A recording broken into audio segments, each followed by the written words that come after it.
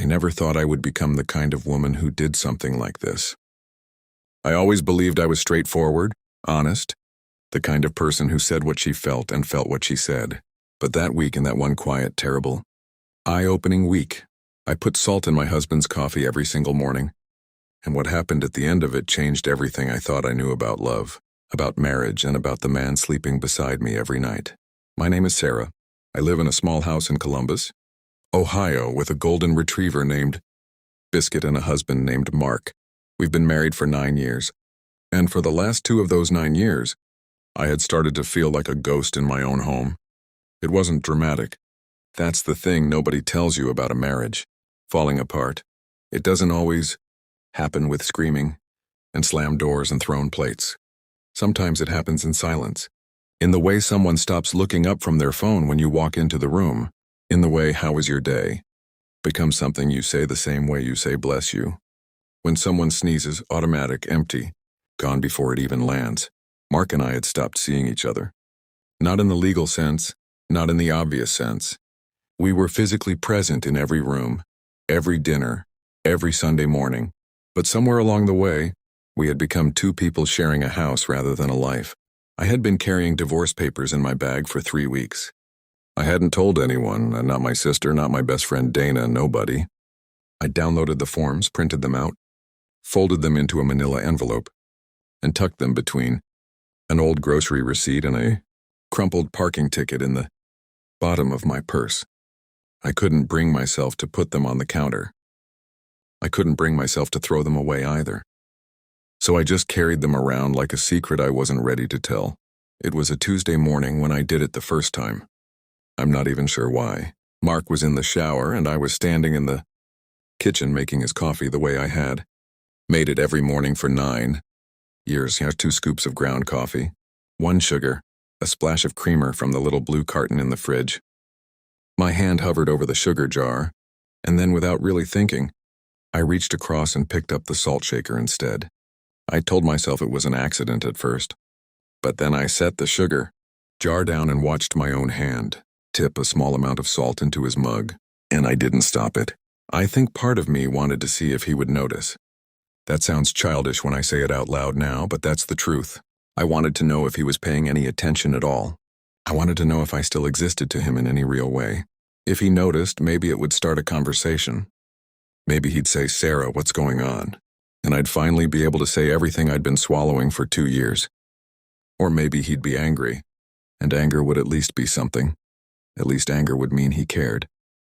He walked into the kitchen in his work shirt and tie, picked up the mug without looking at me, took a long, slow sip and said, "Perfect. Thank you, babe." And then he grabbed his keys and walked out the door. I stood there in the kitchen with Biscuit looking up at me from the floor, and I felt more invisible than I ever had in my entire life. So I did it again Wednesday. Same amount of salt, same routine, same result. "Smells great," he said, and drank it at the counter while scrolling through emails on his phone. Thursday came and went the same way. By Friday I was putting in a little more, enough that I could taste it myself when I snuck a small sip just to check. And it was noticeably off. Salty enough to make your face pull. He drank the whole thing and kissed me on the cheek before he left for work. I cried in the shower that morning. Not because I was sad, or not only because I was sad, but because I realized I had run out of ways to make sense of it. Either he had completely lost his sense of taste, or he truly genuinely did not notice me at all anymore. Both felt equally devastating. Saturday I did it again. Sunday I did it again. 7 days. 7 cups of coffee with salt where sugar should have been. 7 mornings of waiting for something. Anything, and a frown, a question, a moment of recognition. Nothing. And then on Sunday night, while Mark was out walking Biscuit, I went looking for my phone charger and ended up on his side of the bedroom. I wasn't snooping. I genuinely wasn't. But when I reached under his nightstand, my hand knocked against something. A small, dark blue notebook. It fell open on the floor. I almost didn't look. I almost picked it up, set it back, and walked away. But I looked. It was his handwriting, neat and slanted the way it always was. The most recent entries were from this past week. I stood there in the dim bedroom light and I read. And as I read, the floor felt like it was tilting underneath me. Monday, Sarah made my coffee this morning. It tasted different. Saltier. thinks she might be going through something and doesn't know how to say it. She looked sad when I walked in. I should have said something. I didn't. I don't know how to reach her anymore. I'm scared I've already lost her. Tuesday, salt again. She's trying to tell me something. I keep thinking about that night at Miller's Diner, our second date, when she accidentally salted my coffee instead of sugaring it because she was nervous, and I drank the whole thing without saying a word because I never wanted her to feel embarrassed around me. She laughed so hard when she found out later. I think about that night more than she knows. I think about who we were then more than she knows. Wednesday, I've been thinking all day.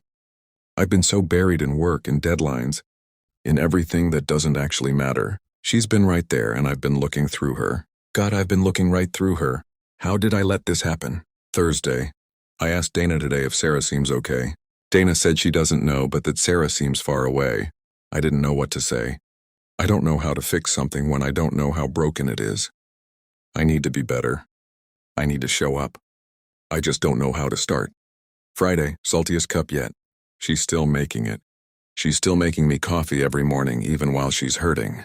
That's the most Sarah thing I've ever known. I love her so much it physically hurts, and I don't know how I forgot to tell her that. Saturday, I bought flowers today. White tulips, her favorite. Then I left them in the car because I didn't know how to walk in with them without it, seeming like too little, too late. They're still sitting on the passenger seat. I'm an idiot. Sunday. One more cup of salty coffee this morning. I'm going to talk to her tonight. I don't know what I'm going to say yet, but I know I'm going to say something real, something that actually reaches her. I don't want to lose her. I don't want to lose us. I just need her to still want to find us too. I closed the notebook and sat down on the edge of the bed. My hands were shaking. Biscuit was barking outside, which meant Mark was on his way back up the front path. I heard the door open. I heard his footsteps on the hardwood floor. I heard him call my name once, then again. I walked out of the bedroom and into the hallway, and he was standing there, with his jacket half off and his face shifting from searching to something softer the moment he saw mine. And I could see it. I could actually see it in his eyes. That thing I had been desperate to find for 2 years. That proof that I was real to him, that I was seen. I need to tell you something, I said. So do I, he said.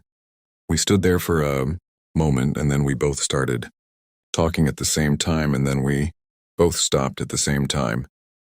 And then I laughed, this short, broken laugh that turned into something else. And he crossed the hallway in 3 steps and put his arms around me. And I let him. I told him everything. About the salt. About the 2 years of feeling invisible. About the manila envelope in my purse. He listened to every word. He didn't interrupt. He didn't get defensive. He just held my hand and listened like someone who had been waiting a long time to finally hear what I was actually saying. Then he told me everything too. About the notebook. About the flowers still wilting in the car. About Miller's Diner and the salted coffee. From our second date and how he'd been carrying that memory around like a small warm light all these years. About how somewhere in the noise of mortgages and work, emails and ordinary life he had stopped saying the things that mattered out loud, and how he was sorry for that, genuinely, deeply sorry, in the way that only people who mean it look when they say it. We talked until 2 in the morning. Real talking. The kind we hadn't done in longer than I wanted to admit. The next morning was Monday. I got up first, went to the kitchen and made his coffee. 2 scoops of ground coffee, 1 sugar, a splash of creamer from the little blue carton. I set it on the counter. He came in, picked it up, took a sip. He paused. He looked at me across the kitchen, with those eyes I had fallen in love with at 26 years old, and he said very quietly, "Something's missing." I smiled, he smiled, and I think that's the moment I actually understood something I should have known all along. That love doesn't announce itself loudly every day.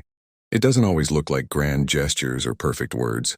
Sometimes it's a man drinking a terrible cup of salty coffee for a week straight because somewhere inside him he still knows how to hold on to the person he loves, even when he's forgotten how to show her. I threw away the manila envelope that afternoon. Biscuit watched me do it from his spot on the rug, tail wagging slowly, like he'd known all along how this was going to end.